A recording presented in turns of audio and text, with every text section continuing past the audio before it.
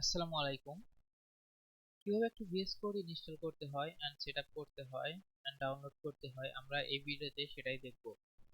তাহলে চলুন দেরি না করে এখনই শুরু করি। আমি আমার ক্রোম ব্রাউজারে যাচ্ছি। এটা হচ্ছে আমার ক্রোম ব্রাউজার। আমরা এখানে লিখব ভিজুয়াল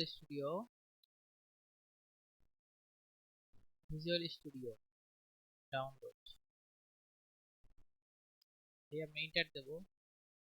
এই যে দেখতে পাচ্ছেন যে এটা হচ্ছে ভিএস কোডের official website visual studio code. আমরা এখানে ক্লিক করব এন্ড ক্লিক করার পরে এই যে এখানে দেখছেন উইন্ডোজ, যারা লিনাক্স চালান বা উবুন্টু চালান তাদের জন্য ম্যাক, তাদের জন্য এটা। আমরা এখান থেকে ডাউনলোডে ক্লিক করব। ডাউনলোডে ক্লিক করার পরে তারপর আমাদের জন্য ডাউনলোড শুরু হয়ে যাবে।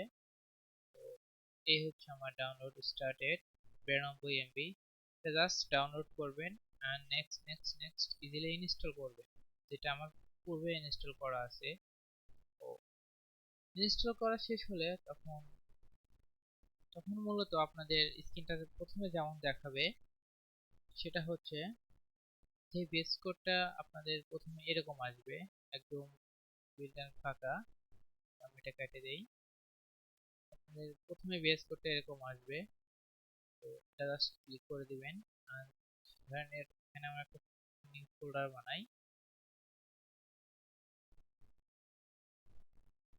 নিউ ফোল্ডার, এই ফোল্ডারটা যদি ড্র্যাগ এন্ড ড্রপ করি তাহলে আমাদের এই ফোল্ডারটি বেস কোড ওপেন হলো।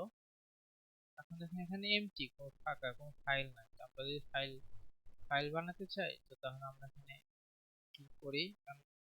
index.html নামে একটা ফাইল তৈরি করলাম। এন্ড এটা যদি আমরা কিলোমিটারে এন্টার মারি তাহলে আমাদের HTML এর স্ট্রাকচার বা বয়লার প্লেটটা রেডি হলো। কিন্তু এই স্ট্রাকচার বয়লার প্লেটটা যে এক ক্লিকে চলে আসলো, এটার জন্য আমাদের একটা এক্সটেনশন ইনস্টল করতে হয়। তো এক্সটেনশনে যাই।